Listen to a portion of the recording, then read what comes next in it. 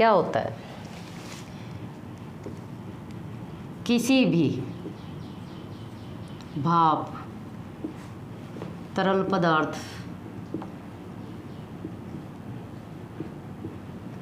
बिजली उपकरण, बिजली या रसायन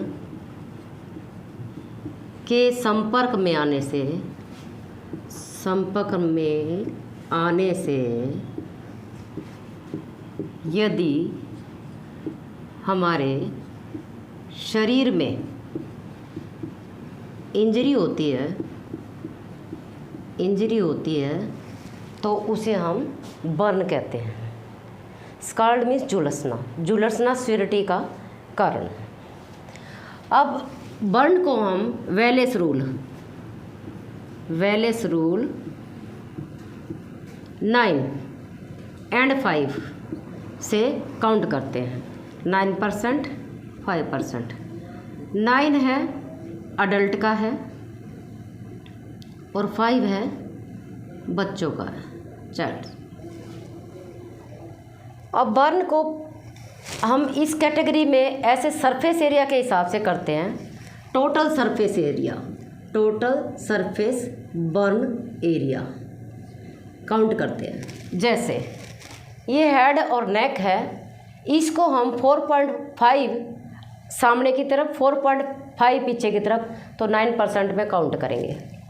दोनों हाथ हैं अपर और लोअर, 4.5 और 4.5 9%, और पीछे का भी ऐसे ही हो जाता है, तो 9% एक हाथ का हो जाएगा, 9% दूसरे हाथ का हो जाएगा।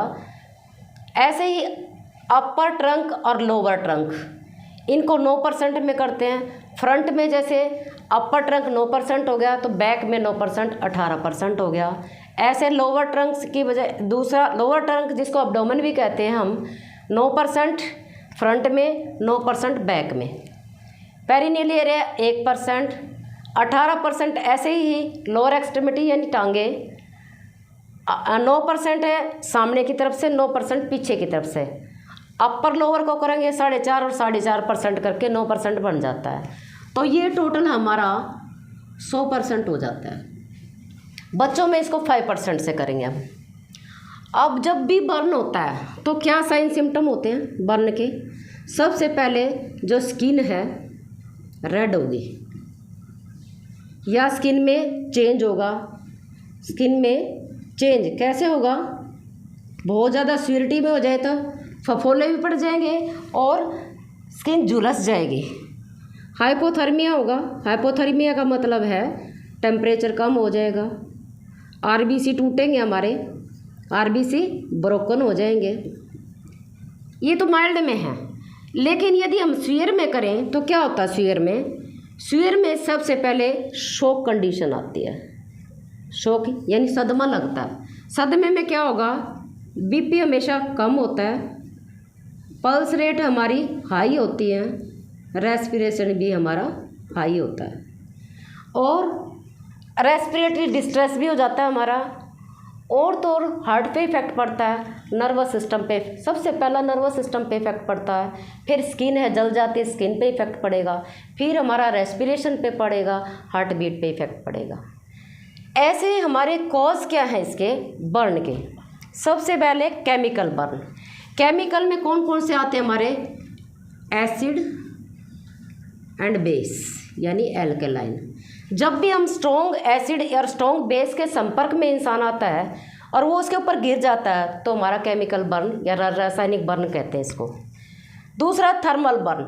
थर्मल बर्न में क्या होता है? कोई गर्म ऑब्जेक्ट हो, गर्म लिक्विड हो या सेमी लिक्विड, जैसे ज्वार बाटा वगैरह, ज्वार ये लावा निकलता है। जब भी ज़मीन से जितनी भी चट्टानें पिघल के लावा निकलता है उसके संपर्क में किसी के आने से, तो ये सारा थर्मल बर्न में काम आता है।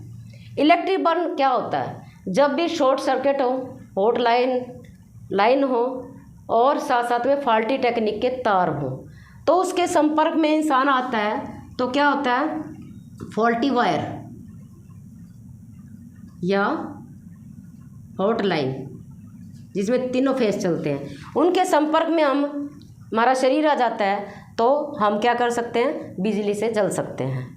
रेडिएशन बर्न में क्या आ जाएगा, जैसे रेडियोथेरेपी में आएगा, जो कैंसर के लोग होते हैं उनको रेडिएशन दी जाती हैं, एक्सरे होते हैं, और यूवी रेज यानी सूर्य की पैरा बैंगनी रेज हैं, बहुत ज़्यादा मतलब हॉट होती हैं गर्मी के दिनों में, जैसे 12 बजे से 4 बजे के बीच में बहुत ज़्यादा गर्माइश होती है, तो ये हम रेडिएशन बर्न हो जाता है।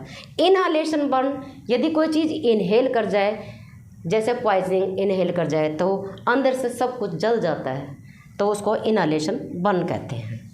अब इसको हम माइल्ड, मॉडरेट और सीवियर 3 तरीके से डिवाइड करेंगे। जैसे टोटल सरफेस एरिया जब भी हम काउंट करते हैं, माइल्ड में क्या होगा, स्किन पे रेडनेस आ जाएगी। मॉडरेट में क्या होगा, मॉडरेट ये 10% से कम होता है। मॉडरेट में क्या होगा, मॉडरेट में स्किन रेड के साथ क्या आ जाएंगे, ब्लिस्टर आ जाएंगे, फफोले ब्लिस्टर, ये 10% से ज़्यादा हो जाता है। अब सीवियर में क्या करेंगे हम, सीवियर में क्या होगा, ये स्किन की एपिडर्मिस और डर्मिस दोनों लेयर जलेंगे इसमें, डर्मिस, इसमें क्या होगा, स्किन तो जलेगी, स्किन के साथ मसल्स, सबकुटेनियस सेल होंगे, इवन की बोन तक भी, बोन, टेंडन, इसको हम 25% से अबव परसेंटेज होती है तो सीवियर में काउंट करते हैं। ये हमारा बर्न होता है। अब हम इसका नर्सिंग मैनेजमेंट क्या करें और मेडिकल मैनेजमेंट क्या करें। अब है हमारा मेडिकल मैनेजमेंट। सबसे पहले हमें क्या करना चाहिए, पहले जिस चीज़ से, जिस कारण से बर्न हुआ है उस कारण को निवारण करना चाहिए। जैसे कोई इलेक्ट्रिसिटी से बर्न होता है तो तुरंत प्रभाव से इलेक्ट्रिसिटी से उस व्यक्ति को हटाना चाहिए। जैसे कोई वुडन की चीज़ से उसको हटाना चाहिए, लोहे की चीज़ नहीं। जैसे केमिकल बर्न हुआ, कोई चीज़ ऐसे जैसे सल्फ्यूरिक एसिड है, सिल्वर नाइट्रेट है, बड़े स्ट्रॉन्ग होते हैं ये, इनसे वाटर से वॉश करना चाहिए। लेकिन जैसे आग से कोई बर्न होता है तो उसमें हमें क्या करना चाहिए, उस टाइम हमें कंबल को से लपेट कर और जो क्लाइंट है उसको हॉस्पिटल में लाना चाहिए। लाते सबसे पहले हम क्या करें, पेशेंट के वाइटल साइन में क्या आ जाएगा, blood pressure, temperature, respiration and pulse, ये देखेंगे। कहीं शॉक की कंडीशन में तो पेशेंट नहीं है। दूसरा, तुरंत प्रभाव से हिस्ट्री लेंगे पेशेंट की। हिस्ट्री में क्या होगा, पेशेंट कौन सा बर्न है पेशेंट को, उस हिसाब से उसका उपचार करेंगे। तीसरा, उसको आईवी लाइन, बिग बोर यानी जो कैनुला है बिग बोर का होना चाहिए। जैसे 18 नंबर 20 नंबर की नीडल से, बिग बोर नीडल से स्टार्ट कर दें। आईवी लाइन में ख़ास तौर पे आरएन करते हैं स्टार्ट। और कैसे करते हैं, टीबीएसए में टोटल सरफेस एरिया को काउंट करके हम आरएल स्टार्ट कर देते हैं। उसमें क्या होगा, जो 8 घंटे पहले के हैं आधा फ्लूड, हाफ फ्लूड, 24 घंटे का जो फ्लूड होता है, और 16 घंटे में जो बचे हुए 16 घंटे हैं उसमें हाफ फ्लूड देंगे, जल्दी रिकवरी हो जाएगी।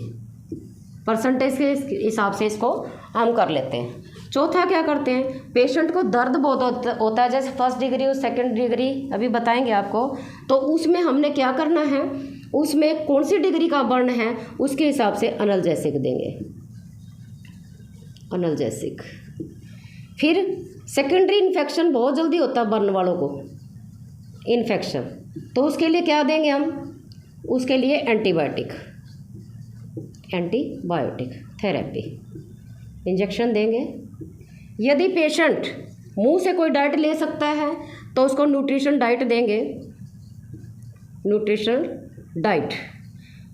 क्यों, क्योंकि जितना भी हमारा ब्लड है उसमें वाटर होता है और आरबीसी डेड हो जाते हैं, तो यहाँ रिकवरी के लिए डाइट का होना बहुत ज़रूरी है। तो इसमें हम जैसे पनीर के साथ हम नींबू और साथ में नमक जो सोडियम होता है, क्योंकि कमी हो जाती है हर चीज़ की इसमें भी, तो वो देंगे। दाल देंगे जैसे, तो ऐसी ऐसी न्यूट्रिशन डाइट देंगे। यदि पेशेंट इसमें नहीं ले पाता तो क्या करें? Rice to feeding, rice to feeding देंगे हम डॉक्टर की प्रिस्क्रिप्शन के अनुसार। हर 2 घंटे में या 3 घंटे में उस हिसाब से हम इसको ये देंगे। अब कितने डिग्री का बर्न होता है, थोड़ा सा इसके बारे में और बताते हैं। बर्न 4 तरह का होता है। फर्स्ट डिग्री, इसमें क्या होता है?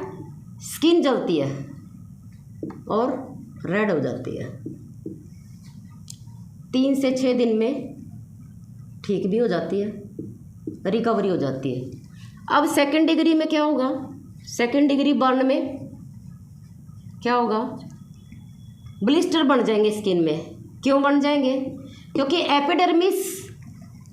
एपिडर्मिस जो ऊपर की लेयर है स्किन की वो जली थी, तो एपिडर्मिस के साथ यहाँ डर्मिस जो उसके नीचे की लेयर होते हैं, एपिडर्मिस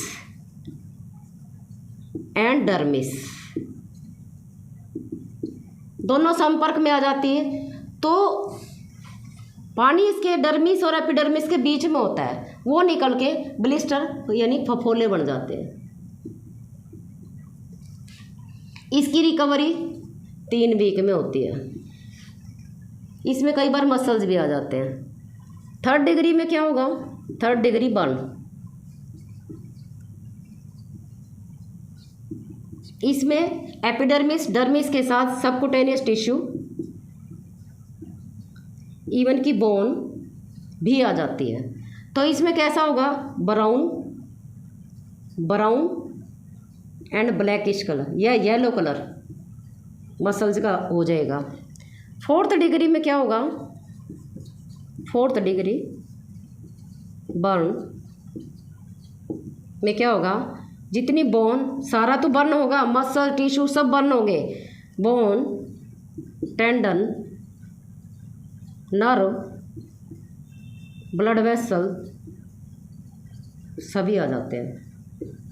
इसमें पेन नहीं होगा, पेन नहीं होगा यहाँ पे, क्योंकि नर्व तो जल गई, तो पेन कहाँ का होगा?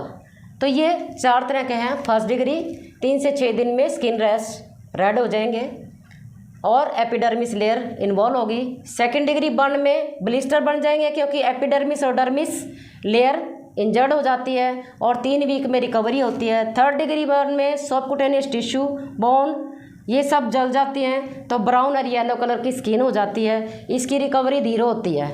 फोर्थ डिग्री में bone, tendon, nerve, blood vessel सब जल जाते हैं, तो पेन नहीं होता। यहाँ पेशेंट को किसकी? स्किन ग्राफ्टिंग की ज़रूरत होती है, स्किन ग्राफ्टिंग की ज़रूरत। ठीक है, अब हम इसमें और क्या होता है? फिजियोथेरेपी भी बताएंगे पेशेंट को। फिजियोथेरेपी क्यों? फिजियोथेरेपी इसलिए बता देंगे, जैसे 2 जॉइंट है, वहाँ से इंसान जल जाता है तो किलोइड्स बन जाते हैं। किलोइड्स का मतलब इधर की और इधर की स्किन में खिंचाव होने के बाद वो छोटी पड़ जाती है, तो मुड़ी रह जाती है। इसलिए फिजियोथेरेपी टाइम पे कर लेते हैं तो ये किलोइड की समस्या से हम बच सकते हैं। नेक्स्ट है प्रिवेंशन एंड कंट्रोल। प्रिवेंशन कैसे करें हम? प्रिवेंशन एंड कंट्रोल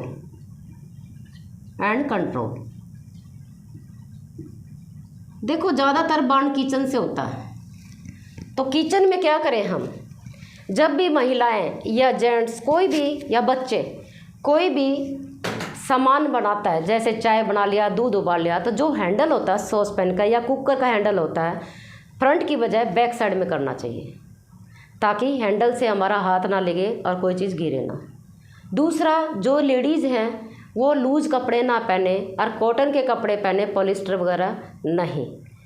तीसरा, जब भी हम कोई फ्लेम की चीज़ होती है उससे दूर हट के काम करें, क्योंकि कभी भी आग लग सकती है। चौथा, जब बच्चे खेलते होते हैं तो उस टाइम में कोई भी उबलती हुई चीज़, जैसे कोई कढ़ाई में हम कोई चीज़ बना लेते हैं, पकोड़े बना लिए किसी चीज़ के, कढ़ाई में तेल बच गया तो उसको हम रख देते हैं। तो उस चीज़ को हमें संभाल के रखना चाहिए और बच्चों की पहुँच से दूर रखना चाहिए ठंडा करने के लिए। पाँचवा है जैसे इलेक्ट्रिसिटी बर्न बच्चे बहुत ज़्यादा हो जाते हैं, जितने भी मतलब उपकरण हैं हमारे ऊंचे होने चाहिए और जो पावर स्विच हैं या प्लग हैं उनको कवर करके रखें ताकि बच्चे उनमें उंगलियां ना डालें।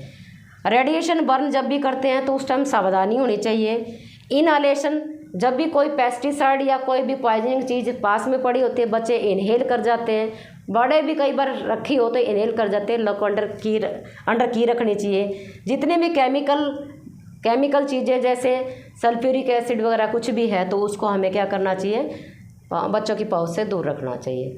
और जब भी बर्न होता है तो घर में बर्नॉल या सिल्वर सल्फाडाइजिन ज़रूर रखनी चाहिए, क्योंकि तुरंत प्रभाव से ये चीज़ लगाने से फर्स्ट एड का कार्य हो जाता है। यदि आपको ये लेक्चर मेरा अच्छा लगा है तो लाइक कीजिए, शेयर कीजिए, सब्सक्राइब कीजिए एंड कमेंट्स दीजिए।